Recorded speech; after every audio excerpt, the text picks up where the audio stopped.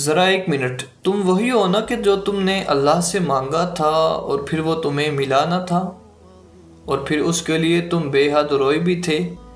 لیکن ذرا سوچو، اگر وہ تمہیں مل جاتا جس کی تمہیں طلب تھی، جو تم نے رو رو کر مانگا تھا، اگر وہ تمہیں مل جاتا اور پھر اس کی وجہ سے تم اپنے رب سے دور ہو جاتے تو؟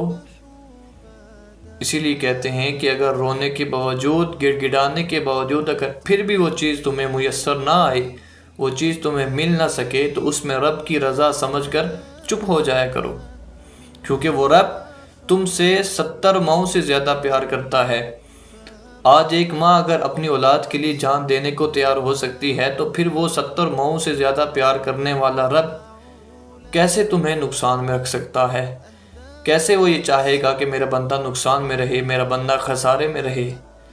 اس لیے اللہ کی رضا میں رہنا ہی ہمارے لیے بہتری ہے۔ ان اللہ یحب المتوکلین، اور اللہ پر بھروسہ کرنے والوں کو اللہ پسند فرماتا ہے۔